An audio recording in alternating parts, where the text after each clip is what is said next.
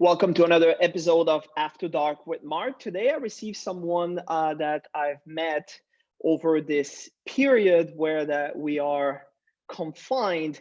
And it's very interesting the people that we are meeting during this type of time. And I'm so excited to receive today on the show After Dark with Marc, Veronica Guguian.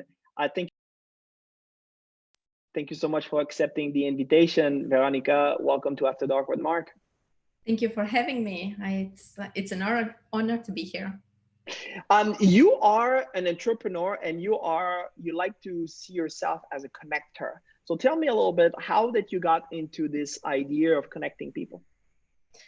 I do like people and I do like ideas and I like connecting those two things. And I think it came quite organically because I'm always introducing people when I say, hey, your idea should fit that particular person, or that person can contribute to your idea. And I find I don't know, it's something organic. I can't say I really gave it a thought, but I'm doing that with my clients. I'm also part of the Amsterdam American Business Club. I'm part of the board, and there we put an emphasis on introducing the new people that are joining the club or who's joining for the first time. And you know how it is, it's a little bit awkward because you're going into a new place and you don't know anyone, and you see people that speak between themselves and know themselves and have a history.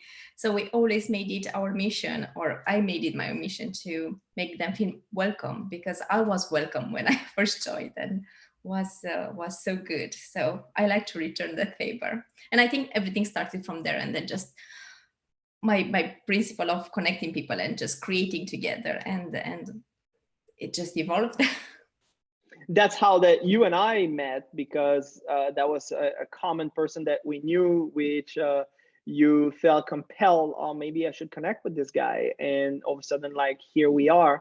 I wanted to have a talk, because the first talk that we had, I mean, we were, I think we were together for about a couple hours, and it just flew like that. And then we said, yeah, we both like to talk. So we said, okay, let's go on the show, and let's see how that we can as well provide some value to the people out there. Because what's happening right now is a lot of people are feeling that they are getting stripped from their opportunity to do business. But during this time, like, your business model have been changing, because you're doing conferences as well, and you decided, you know what, we're not going to stop the conference, we're just going to change the format. So tell me a little bit and tell us about this, and what is your vision about what's happening right now, and how that we can profit from it and really create something for ourselves. It's a long question, but I will just segment it. So I should clarify, I have two businesses. So one is Spin Ideas, and I do marketing strategy. And there as well, I focus together with my clients to move their business purely online. And besides that, I'm also organizing a conference together with a business partner. So there are two things. And yes, also the conference-based conference, we decided, and now we are working together with the team to move everything online and to come up with creative ideas to still have that. We stand for dialogue and connecting people. I said connecting is something very dear to me and important, and we are working on different techniques and the ways to actually have that interaction and dialogue. I do agree with you. Now it's what I'm missing. I'm always meeting people online, doing videos, conferences, you name it. So it's not a lack of not having people, but that's really close connection with them, going to a coffee place, just discussing with them. More personal, you can't really have that. I do have my coffee here with me, but it's not really the same feeling. It's even hard to pronounce it in words, because it's a feeling, not something that you can express. So we are trying to come up with solutions on how to do that. And it's actually, if you're a little bit creative, this situation, how I see it, is an opportunity for us to be creative, to come out of our new. When you do things over and over again, you kind of go into a pattern, and you're not as creative, and you're not having the best results, because you can see ourselves like a mini robot if you want. However, when we are placed in situations like we are now, you have to be creative. You have to see what tools do I have around me and how can I create what I need and what I want. So this is what we are working. And besides that, actually, I'm launching next week. I'm going to share with you once that is live. I do miss the networking part. So I decided to actually launch a pure networking event online, of course, because social distancing is still in place. So it's kind of hard to have 50 people or even 20 people in one place. And how I see that is taking out all the course, the webinar, all that instructive part, because that one we have at this point, and focusing only on the interaction part, the one where I'm coming and I'm saying, hello, Marc, how are you? And what are you doing? And how can I help you? And this is actually what I miss the most at this point.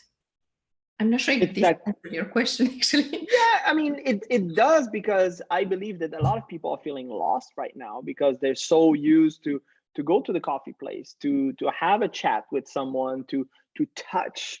And we are living a lot from our five senses right now, and all this has been basically now in confinement. Those five senses are not so much triggered. You know, when you go to a coffee place, it's not just what you're seeing, what you're tasting.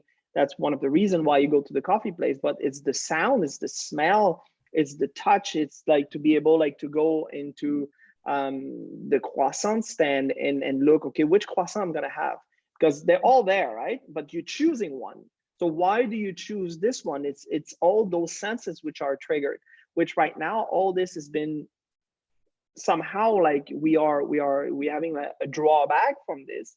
So we're starting like feeling a little bit and this is what I see, like a lot of people are starting feeling like depressed almost, but it's because they just don't understand what's happening. So on a marketing standpoint, how do you like really transfer this into an online business? Because when we're talking about marketing, you know, I know that my questions are like just expanding, but like there's a lot of things that comes into my mind. You know, if I have a pamphlet and I have a pamphlet from your company, I will touch the paper and I will see, and this give me an indication of the quality and the attention that you're putting. So this is on the marketing aspect when we are physical. But when we are digital, all this like goes out the windows and we have to create an entire new model. There are several things. And I want to touch, before I answer this question, when you said when we are going and selecting the croissant. And I think what people are missing the most, and I think I know I'm missing the most, is the fact that you're getting ready, you're putting your makeup, you're putting your clothes, and you're getting out of your house. You're kind of have a break between different things, and you're having them very clearly defined. And I think this is what people are missing the most. And I think this is translated also in the marketing, because as you said, we are missing that. Let me touch this paper. Was the quality, as you said. And what we need to do now, and what I'm doing actually with my clients, I'm taking this paper and that coffee experience, and I'm moving them online. And you can have the same with a quality video, with a quality message, as long as you're really true and authentic and you stand by your values. It's not as easy, but it's not impossible to transfer all that online. And you do need to, everything in marketing comes down to who are your clients. You really, really need to understand your clients and what do they want? What's their issue? Why would they come to you? And how can you solve that problem? So once that you define that, it's quite easy to identify how to address them and to connect with them, even if it's online, even if it's offline, or it doesn't really matter. But the principle is the same, because we are human beings and we are connecting to, we are coming to we are saying yes to a service or to a person because we have a particular need or a pain that we need a solution to. And as long as you identify that, it doesn't really matter so much the medium, as long as your audience is in that particular medium. So what you're saying is the understanding and the clarity on the client is really where everything starts. Yes. And another thing that you're saying as well that I really like is the authenticity, which I believe that a lot of people are trying to be someone else or trying to do like what the other guy is doing. And this is where the disconnection is happening, which if you are in person, normally you catch this very, very quickly if someone It's is not real. authentic. And another thing, when you're in person, including meetings, you can read the body language. You can kind of read, see the like underline the other person, and you are able to address different issues or to respond. Where in online, for example, with a video or even a conference call or even a video call, you don't have that chance because you don't really see the entire environment.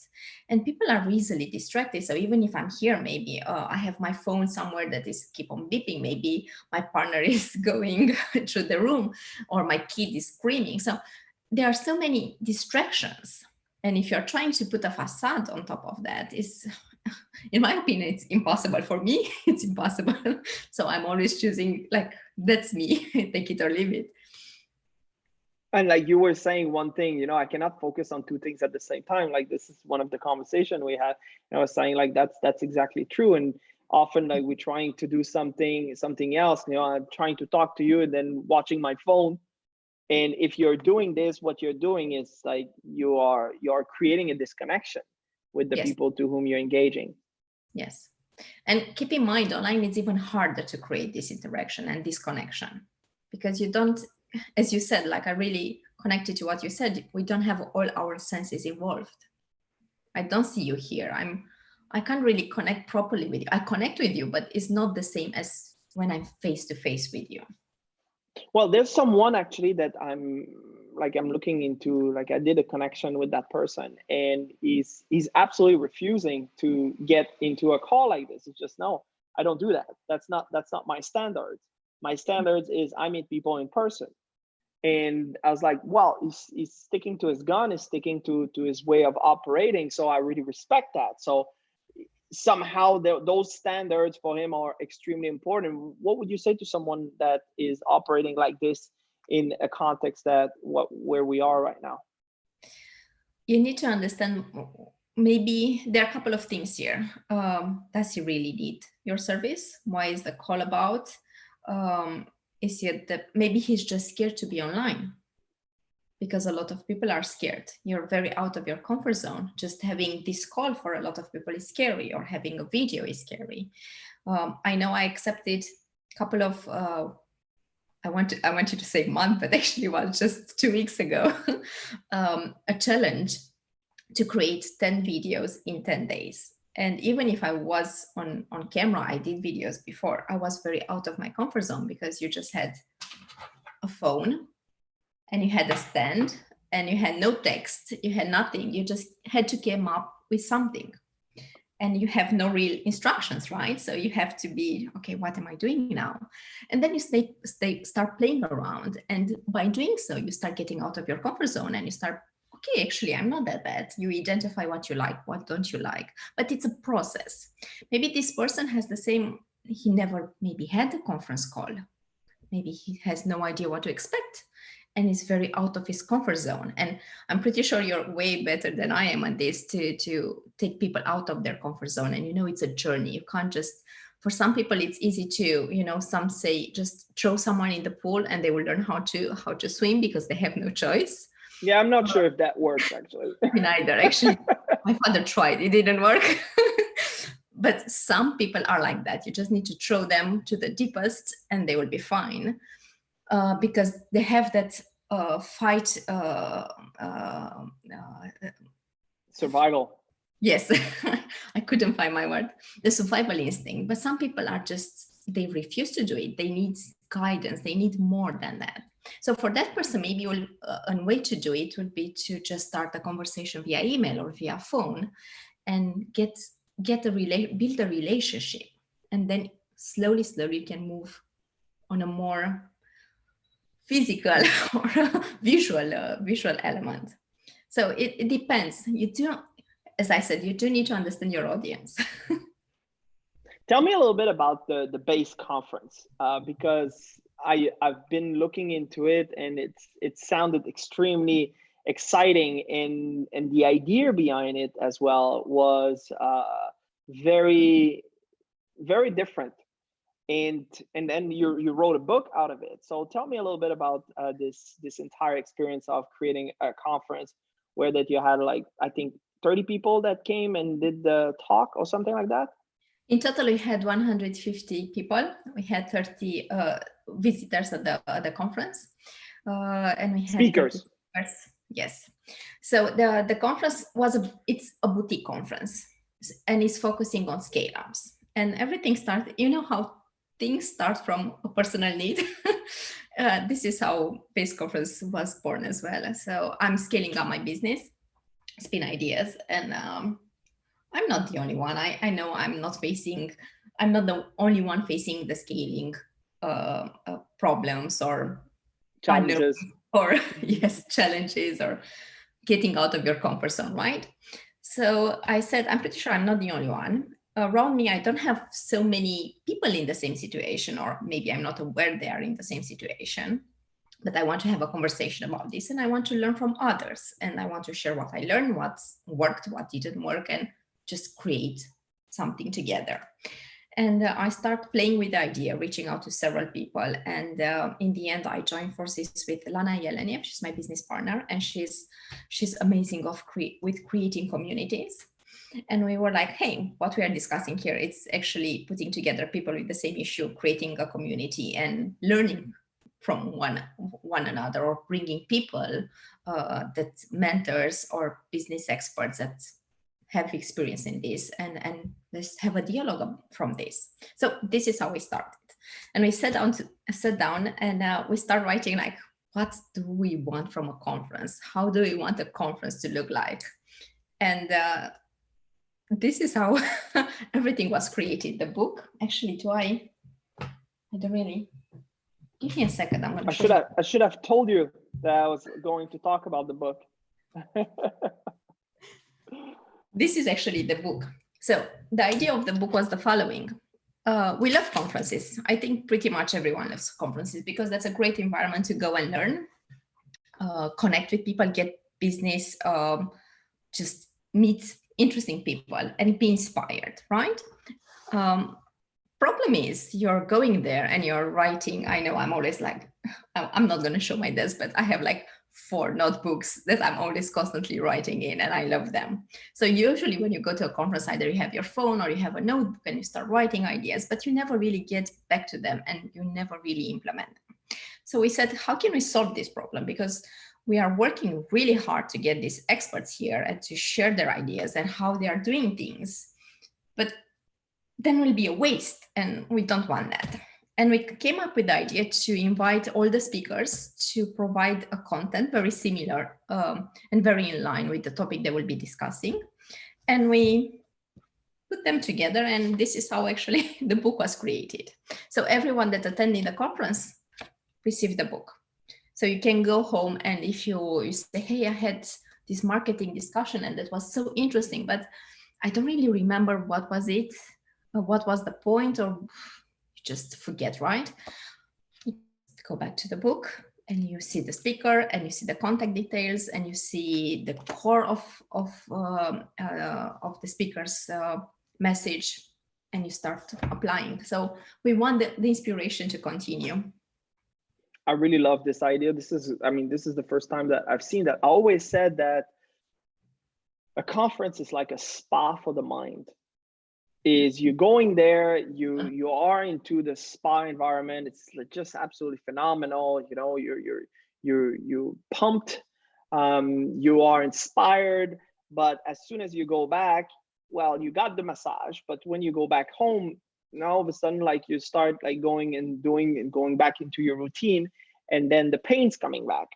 So it's something that you always need to go back to, unless that you have a methodology to follow up with it, and then you can implement all of those. So I really love this idea of that book, and bring all of the speakers to engage into it. So basically it creates kind of a reference and a connection between the book itself and the application, and the idea of applying the information, and all the talk and the ideas that have been shared during the conference.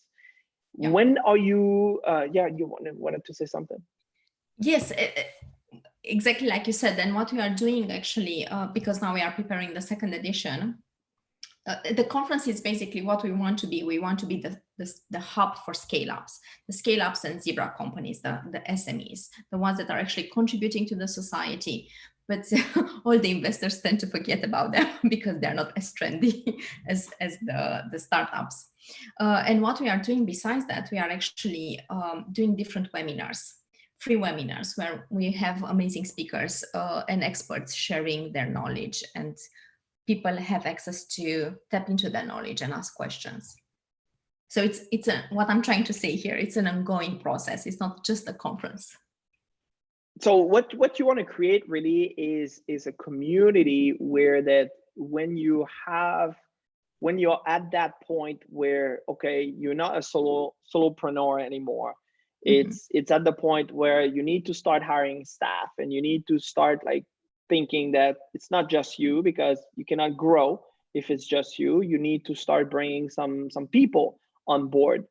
And yes, the idea with Base is to create this community where you will always have reference people that you can go to, and you can ask questions and be open, just like, hey, I'm having this problem right now. How can is anybody here can help me with that? The last part we are about to implement to create this community where people can actually launch the questions. But yeah, you said it perfectly. That's actually the core. People to go and get their answers, and just be with the right experts. Why do you think it's so difficult, the scaling part of a business? Oh, I think that you know better than me. It's mentality, actually. It's mentality. It's funny enough because, of course, we run different surveys to understand better the need of the scale-ups, where they are, what do they need help with mostly, right? And before we started, I was so sure the majority of the answer will be finance, for the finance section. Guess what? It was about how can I build a company culture? How can I hire the right person? How can I keep my employees motivated? So it was everything around our first pillar. Maybe I should say like BASE stands for Build, Advance, Sustain, Elevate. Build is everything about your company culture, resources, the relationship that you have in and out of your company. Advance is marketing and sales. Sustain, it's the financial side, how to grow sustainably from the financial point of view. And Elevate is about the innovation that you bring in. So we are focusing on 4 pillars that basically represent your entire company. And the build part is the one they have the biggest challenge. Of course, marketing and sales, you're going to see it, because that's, I think, no matter how big the company is, that will be an ongoing issue to get more sales. And a little bit of finance. But yes, this is, and I think this actually is looking at myself as well, it's your mentality, because when you start, I don't want to say necessarily my baby, because this is not my entire life, but it's a big chunk of my life, of my time. So you say, I know better. I know what to do. I know how things should be arranged and said and placed and presented.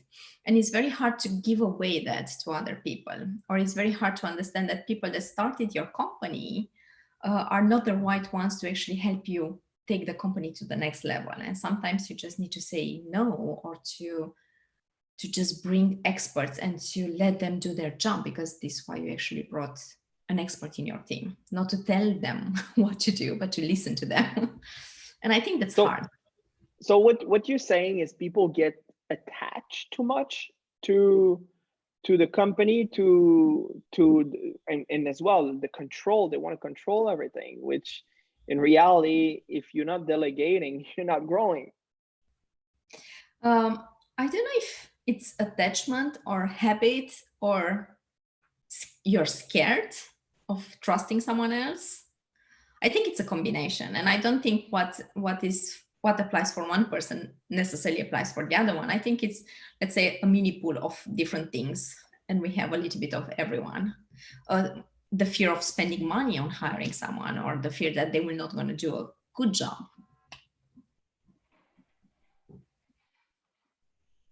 I mean, I'm thinking about like what you just said there, the fear of spending money. If you really want to scale, does like that goes together?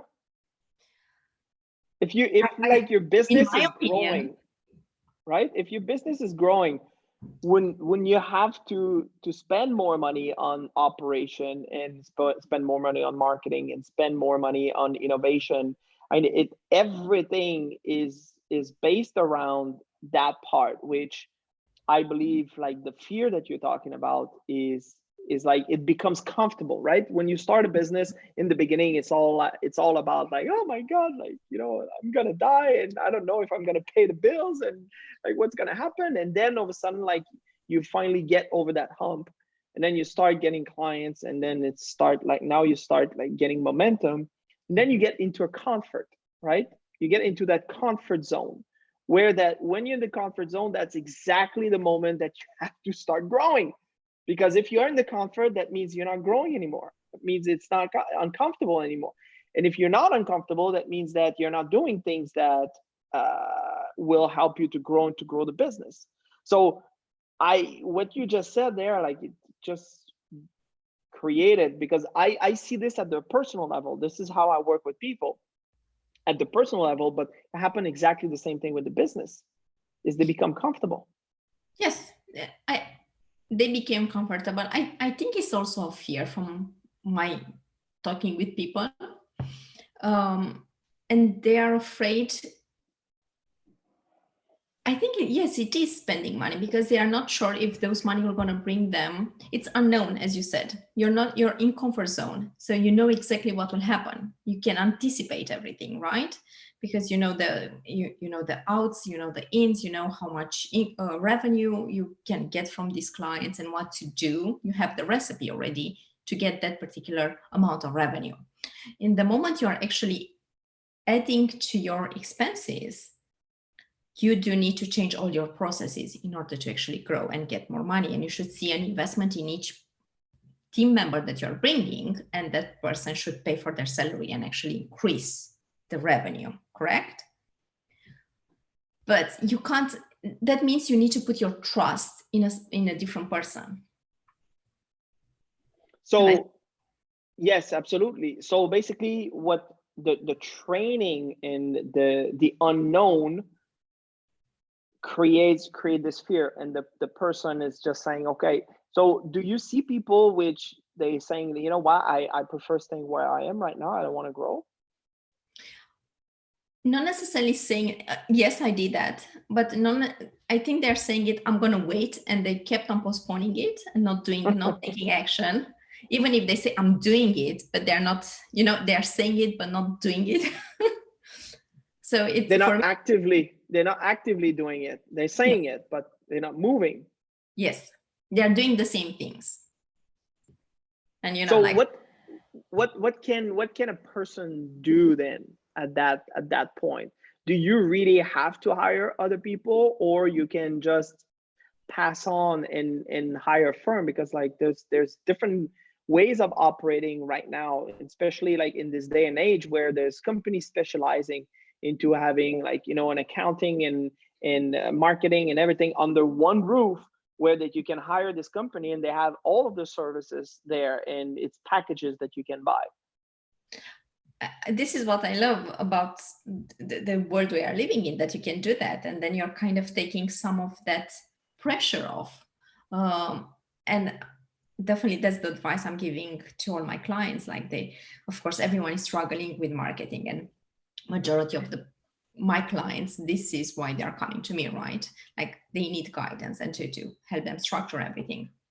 And I'm telling them, of course, you'll not be able to do everything, but there are very cheap ways to hire some quality people to externalize a couple of things. And you keep the core of it. You have the strategy. You are deciding on the direction, but you don't need to keep all the small implementation in-house. You can actually give it away at a very acceptable price. Now, give me what's the secret of social media? Oh, if I know that. And because there's some people that are so good at it, and it seems that they figure it out. And I mean, there's so many courses about social media and funnels and tracking and I don't know what. Uh, and other people, like, you know, they spending money left, right, center, and they cannot figure it out. The secret of everything in marketing is actually have a goal, set up your goal and do everything in line with that goal. And this is, I see it frequently because people tend to be everywhere, all over the place without they see the next shiny object and they want it without really asking themselves, does this make sense for my strategy? Does it make sense for my business? Is this the platform where my clients are? Where is it bring me anything of any value, or is just spending money, time, and energy? So the secret is have a strategy, have a direction, and everything that you add into that, you need to ask yourself this simple question is, does it make sense? Is it really bringing something of value? And if the answer is yes, then you see how you implement it. And the trick is, you said like there are people that are doing amazingly. My question is, how do you know that? Do you see their numbers? It's very easy to be visible on social media and have from this video, we can create 10 other videos, cut small pieces and be present. We use Buffer or Hootsuite and we schedule, and we are always visible on social media. But the trick is to know, is it the right message and the right platform for your audience? Is it converting into clients? How many videos do you need to do to have a client? So everything, it's a combination of more things, because you said like funnel, which channel, what content, and everything comes to where do you want to be and who is your audience, and to combine these two. I think there's a misunderstanding about social media where when you see people, you see them frequently and you see them all over the place, you believe that they are successful. But the truth is, might not be the case at all. They might be like spending, you know, tens of thousands of dollars like to create all of that. But in reality, it's just air. It's just like wind. It doesn't generate any revenues. But again, what is their strategy? Maybe like that's not for that. Maybe that's for something else. But ultimately, what you're saying is what you need to do is like stop looking everywhere, stop looking at the shiny object, and just look like truly what is the result that you're getting out of it. So being really, really focused on your goal, be really focused on the objective that you have, and then take one strategy and stick with it. Yes. Is that what I'm hearing? Yes, but you take the strategy and you stick to it. But if you see it's not working, it's very important to always monitor, like measure what's happening. How long do you need like to monitor that? Depends. So, but at least 1 month or 2 months, depending on the campaigns as well, and your audience and what's happening, and depending on your sales process. Because if you're selling a dress, it can be just you see the dress and you bought it. But if you're selling, in your case, your programs, probably the selling process will take a little bit longer than just I see a video and I'm buying it. So depends on what you're offering, your message and your audience. So that's very important to know how long the sales process takes. And you do the inverse engineering from that moment. Like if you know, in order to get a client, you need to speak at 3 events, or like you speak at 1 event and 10 people are going to see you. And from those 10 people, you have 1 client. Do the math.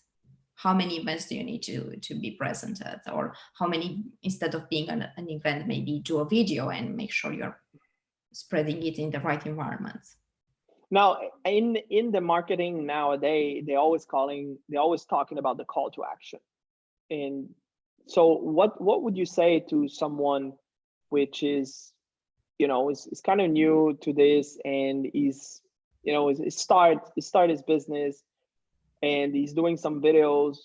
Like, where are you putting the call to action? Are you doing it on every video, or like there's a kind of formula there again? And I'm talking about formula because this is what everybody's looking for. Is there a formula that you can apply to everything? From my experience, is not, because don't forget you are working with humans and humans are unpredictable. So there are too many things you need to take into account. So one formula will not, what works for one of my clients will not going to work for another client that is in a different industry. So you need to adapt it. In terms of the call to action, again, depends what's the purpose of that particular piece of content. If it's to just sell something, do they already know? Who are you addressing? What's the moment in that sell process when you're talking with them and what you're selling them? You can't really sell to someone something until you don't build a relationship with them. So I will never advise a client to say buy from me until you don't have that relationship built.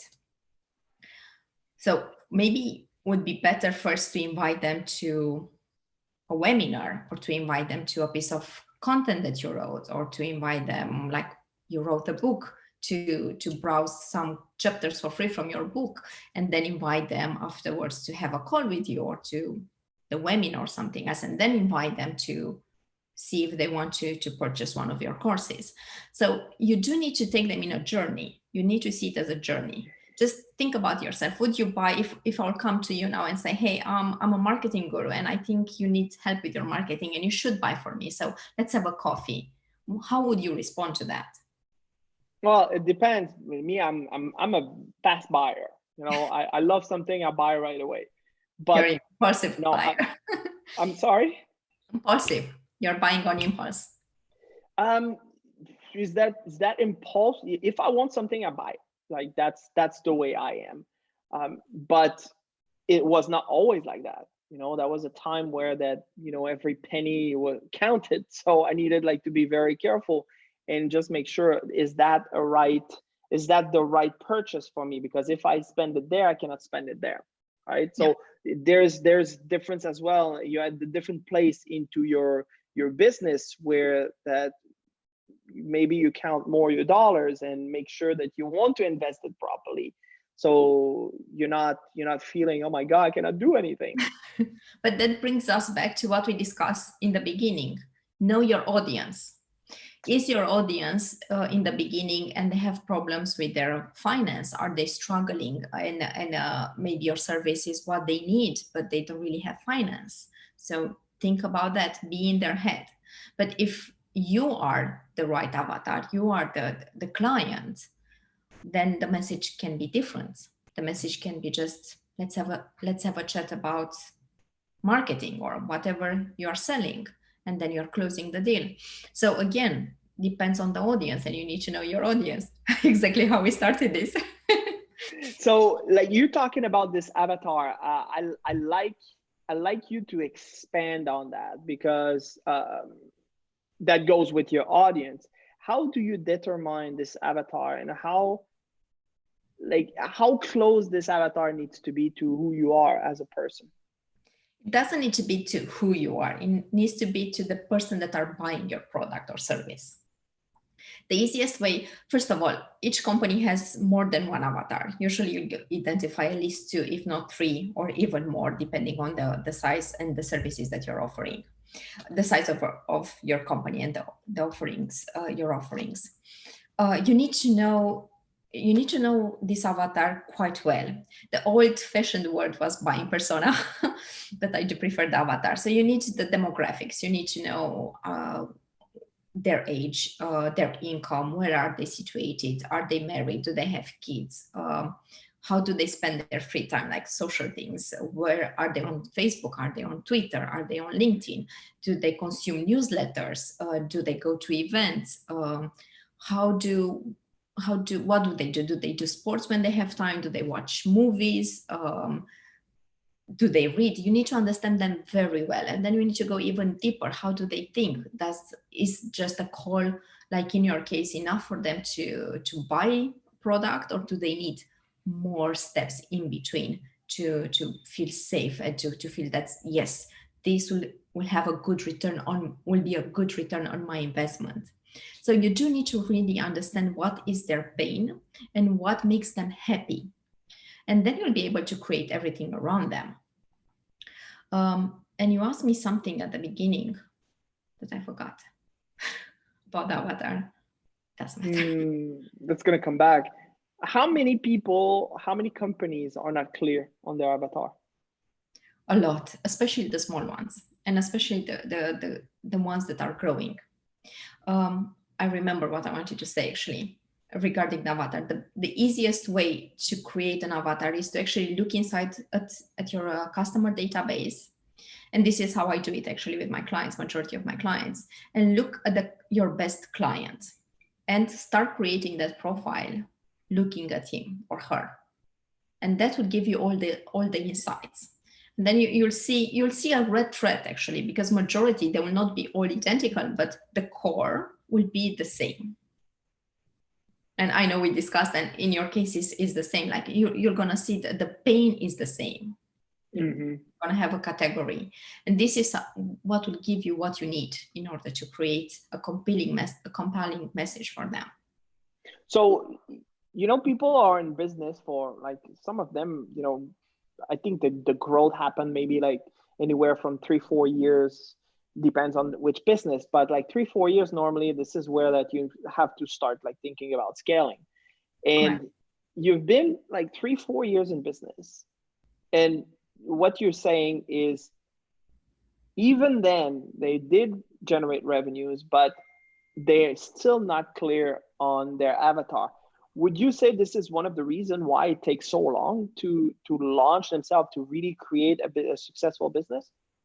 Some of them they do know, but some of them they see just a small portion. And if you really look at the clientele, the avatars, it's very easy to identify. Maybe you can launch an additional service if you really know them well, and that will help you scale because you're going to have more to offer.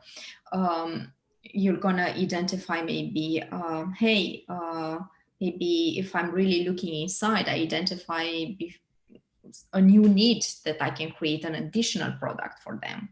Or you can see if I'm just switching something. I read in a book, for example, a client, they identified they were creating a drink for kids, and they realized if they're just switching a component, it's very good for adults as well, the drink, and they open a new market basically. Instead of only kids, only then adults, and you already have a database of clients, parents that are buying for kids. All you need to do is send them an email. Hey, maybe the parents wants to try it as well because we created a formula for them, and you just doubled your revenue. And probably more because the adults are bigger and they drink more. So, but this is where the innovation becomes extremely important, is that you always have this thought that we need to be innovative into what we're doing. We need like to bring something more to the table. So then we having a customer, or we having the database that can buy more. But the only reason why you're going to be able to do this is because you understand your avatar. Yes. But it's also that, as you said it really nicely, they are in their comfort zone. If you want to get out of your comfort zone, you need to go inside your company first and see, okay, where are we? What's happening? What can we do differently? How can we maybe, definitely if you want to do this, you're going to need more, you're going to need some money, a budget to start a new product, basically, right? A new production line. So you need to be creative. Can I get a loan? Do I want to get an investor? Or maybe I can just make sure I'm doing the processes better, and they will cost me less, and I can invest the extra money that I'm saving from there in something new. So they're kind of all connected.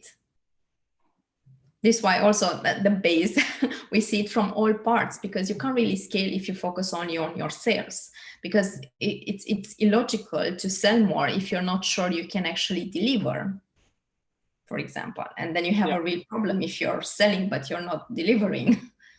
Like your reputation is going to go down, and then instead of scaling, you're actually maybe even bankrupting your company.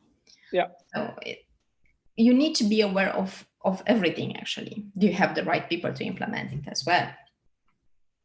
So what is the advice that you would give to someone that's listening to this, that they are in business, they are having they're at the point where they really want to increase their revenues, they're really at the point where they're saying, you know what, like I need some help. Like, what is the first step to really have a better understanding of the next move that you need to do? First, identify what do you need help with, and where is your biggest problem, because it can be anything. We are talking about scaling up here, right? So maybe you need help across all the four pillars that we basically identified, and they're pretty much in line with, like, these are the steps that you need to do. And if you don't know where to start, my advice would be just go out there, come to base, go to other events focusing on scale up or on mentorship or on entrepreneurs, and be curious and see. By being curious, you're going to learn, and then you're going to see what do you need help with, or just go and hire a business coach. That's also a really great way to do that. So depending a little, it depends a little bit on the stage where you are, because maybe some people know exactly where they need help with. So in that case, you just need to go and get help on that particular area. And others, they have no clue. In that case, maybe just a mentor or a business coach would be the best way to start. And then you'll identify what you need help with. So the next base conference, I believe it's in September, if I'm not mistaken. September, yes. And probably now we're discussing, and we're going to do it 2 days because we're moving online, and we are actually working, and we're going to already have confirmed some speakers from US. So we are playing a little bit with the time zones. That's another story, right? When you're living online, there's all kind of different other aspect that you have to think about.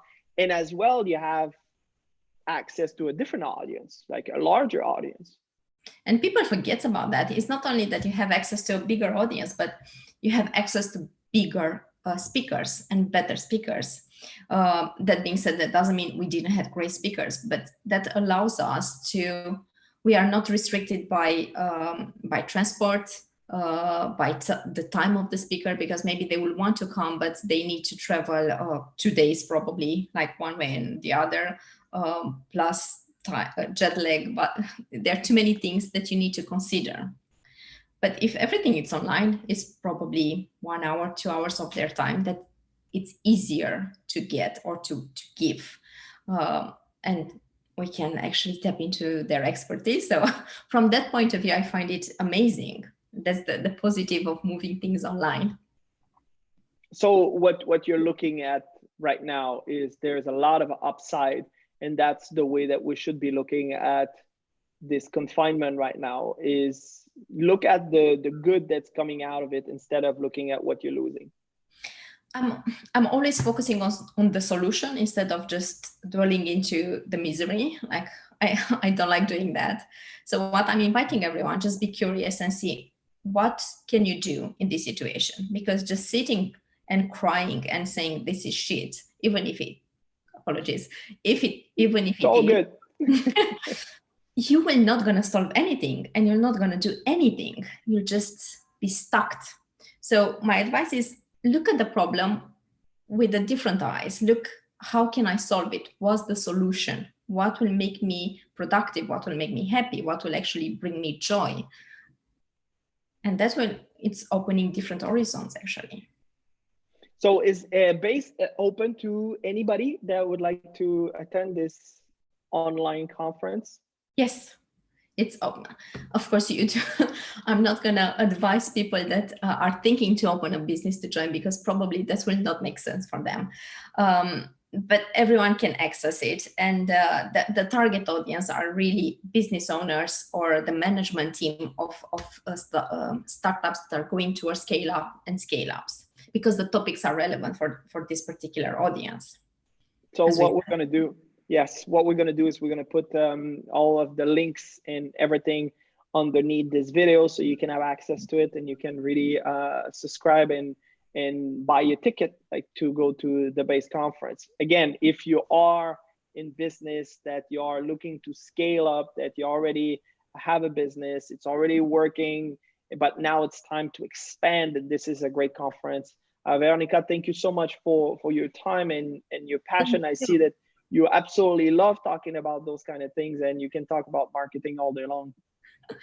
Hey, the only thing that we have in life is time, right? So I choose to spend it how I feel good and doing something that I love. This is wonderful. Keep going, and I'm looking forward to have you back on the show maybe after Yeah. the base conference, so we can see like really what got out of it, and the good news and all the little things that you can share with us. Thank you so much, and it was lovely to be here with you and enjoy my coffee, my late late afternoon coffee with you, and discuss, like as you said, like exactly like the first talk that we had. We could be here for hours, and we'll have something to discuss about. That is wonderful. Thank you so much. So Thank you. I'm inviting you to like, share, to subscribe, put the thumbs up, and I'll see you another time for another episode of After Dark with Marc. See ya.